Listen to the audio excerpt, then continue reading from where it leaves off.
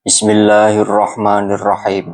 Saudaraku yang dirahmati Allah, wudhu sesungguhnya melampaui sekedar laku pembersihan raga. Ia adalah persiapan batin sebelum jiwa bertemu Allah di dalam sholat. Wudhu adalah ritual yang membawa nilai spiritual mendalam. Dalam setiap tahapan basuhan, tersemat adab dan tuntunan yang diajarkan oleh Al-Quran dan Sunnah Rasulullah Shallallahu Alaihi Wasallam. Sebuah kelalaian dalam tata cara wudhu dapat mengurangi kesempurnaan ibadah. Oleh karena itu, memahami wudhu yang benar adalah kunci agar amal kita selaras dengan syariat.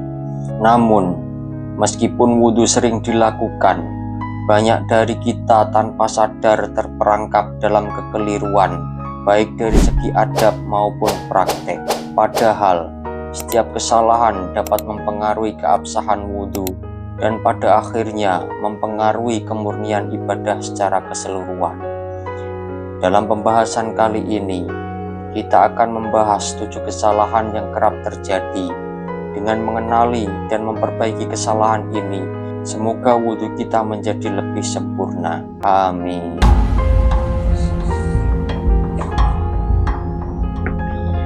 Yang pertama, tidak menyebut nama Allah. Kesalahan pertama yaitu tidak menyebut nama Allah di awal wudhu. Menyebut nama Allah adalah sunnah Rasulullah sebelum memulai segala aktivitas yang baik.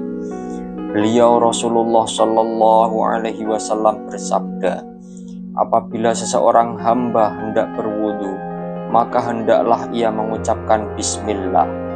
Hadis riwayat Ibnu Majah. Melalaikan penyebutan nama Allah adalah kealpaan spiritual. Bismillah adalah kunci keberkahan, sebuah pengingat bahwa laku suci ini ditujukan semata-mata untuk mendekat kepada Allah. Ia berfungsi sebagai perisai dari segala yang merusak kekhusyuan dan menegaskan bahwa wudhu adalah ibadah hati, bukan hanya kebiasaan. Mari kita upayakan kehadiran kesadaran untuk senantiasa mengawali dengan namanya, agar kesucian lahir dan batin dapat tercapai. Yang kedua, tidak sempurna dalam membasuh anggota wudhu. Kesalahan kedua yaitu tidak membasuh anggota wudhu secara sempurna. Wudhu memiliki batasan yang spesifik. Rasulullah Shallallahu Alaihi Wasallam memerintahkan membasuh setiap anggota secara utuh. Sebagaimana sabdanya, wudhu adalah membasuh wajah, tangan, kepala dan kaki hingga mata kaki. Hadis riwayat Imam Bukhari dan Imam Muslim.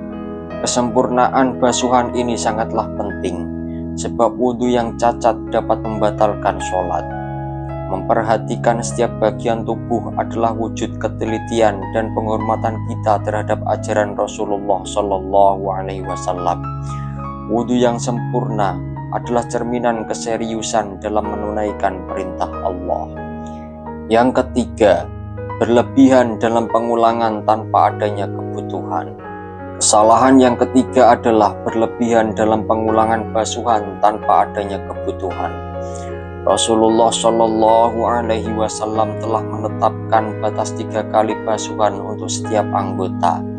Beliau bersabda, jika kamu berwudu, maka basuhlah anggota wudu tidak lebih dari 3 kali. Hadis riwayat Imam Bukhari. 3 kali basuhan telah memadai, sebab kesucian telah tercapai. Melampaui batas ini tanpa adanya kebutuhan adalah termasuk dalam sikap berlebihan yang tidak disukai. Islam mengajarkan sikap tengah, menghindari pemborosan dan ketidaktepatan. Mengikuti sunnah Rasulullah Shallallahu Alaihi Wasallam dengan membatasi pengulangan adalah adab keikhlasan, menunaikan perintahnya tanpa menambahkan sesuatu yang tidak diajarkan. Nomor 4, boros dalam menggunakan air. Kesalahan keempat adalah boros dalam penggunaan air. Rasulullah Shallallahu Alaihi Wasallam melarang pemborosan air, bahkan di sumber air yang melimpah. Beliau Rasulullah Shallallahu Alaihi Wasallam bersabda, Janganlah kamu berlebihan dalam menggunakan air meskipun kamu berada di sungai yang mengalir. Hadis riwayat Ibnu Majah. Sikap boros bertentangan dengan ajaran Islam yang menganjurkan hemat dan menghargai nikmat. Air adalah anugerah ilahi yang wajib kita gunakan dengan bijak. Menggunakan air secara berlebihan dalam wudhu adalah ketidakpedulian terhadap prinsip kesederhanaan dan bisa merugikan orang lain. Menghemat air adalah bentuk rasa syukur kita terhadap nikmat Allah Subhanahu wa Ta'ala. Yang kelima, membawa sesuatu yang ada nama Allah di dalamnya ke dalam tempat yang kotor. Saudaraku yang dirahmati Allah, kesalahan kelima adalah membawa sesuatu yang ada nama Allah di dalamnya ke dalam tempat yang kotor. Tempat yang kotor seperti WC dianggap tidak layak untuk memuliakan nama Allah. Rasulullah Shallallahu Alaihi Wasallam bersabda, "Janganlah kalian membawa sesuatu yang ada nama Allah di dalamnya ke dalam tempat-tempat yang kotor." Hadis riwayat Imam Muslim. Menjaga kehormatan nama Allah adalah adab yang utama. Benda-benda yang mengandung zikir atau namanya seperti mushaf Al-Quran harus ditempatkan di tempat yang bersih dan suci. Adab ini merupakan penghormatan batin kita terhadap hal-hal yang agung, termasuk saat kita bersiap untuk melakukan wudhu. Yang keenam, tidak istinja setelah buang air. Kesalahan keenam adalah tidak istinja atau membersihkan diri setelah buang air besar maupun kecil. Kebersihan adalah syarat mutlak yang harus dipenuhi sebelum bersuci untuk ibadah. Sebuah hadis menegaskan pentingnya istinja setelah buang air, yang menunjukkan betapa esensialnya kebersihan total. Rasulullah Shallallahu Alaihi Wasallam bersabda, "Tidak sah wudhu bagi seseorang yang buang air sampai ia beristinja." Hadis riwayat Abu Dawud. Istinja adalah pilar awal kebersihan yang menjamin raga suci dari najis, sehingga layak untuk menghadapnya dalam sholat. Mengabaikan istinja dapat merusak kesucian dan keabsahan wudhu.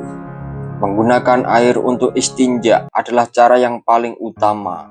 Memperhatikan detail ini adalah bagian dari tanggung jawab kita menjaga tubuh sebagai amanah dari Allah Subhanahu wa Ta'ala. Yang ketujuh, tertidur dan tidak memperbaharui wudhu. Saudaraku yang dirahmati Allah, kesalahan ketujuh adalah tertidur setelah berwudhu hingga hilang kesadaran namun tidak memperbaharui wudhunya. Tidur yang pulas adalah pembatal kesucian, sebab ia membawa kita pada ketidaksadaran akal pikiran, di mana itu adalah termasuk pembatal wudhu yang mungkin terjadi tanpa disadari. Rasulullah Shallallahu Alaihi Wasallam bersabda, "Jika seseorang tidur maka wudhunya batal." Hadis riwayat Imam Bukhari dan Imam Muslim. Hadis ini adalah penegas bahwa hilangnya kesadaran walaupun hanya sekejap menuntut untuk pembaharuan wudhu kita. Bahkan tidur yang ringan, jika itu memutus kesadaran sepenuhnya, maka ia membatalkan wudhu. Kita diwajibkan mengulang wudhu sebelum kembali bersujud.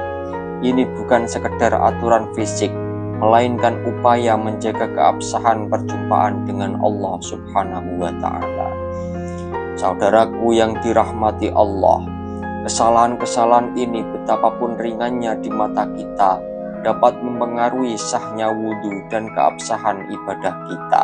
Maka penting bagi setiap muslim untuk mempelajari dan menelusuri tata cara wudhu yang benar sesuai petunjuk Al-Quran dan As-Sunnah. Dengan memperbaiki detail-detail ini, kita tidak hanya meningkatkan kualitas ibadah, tetapi juga menjaga kesucian diri sebagai jalan mendekat kepada Allah Subhanahu wa Ta'ala. Semoga dengan renungan ini menjadi cahaya pembeda bagi kita semua, agar amal kita diterima dan kualitas spiritual kita meningkat di hadapan Allah Subhanahu wa Ta'ala. Semoga kita terhindar dari segala kelalaian dan diselamatkan dalam naungan rahmat-Nya. Amin ya rabbal alamin. Wallahu a'lamu bishawab.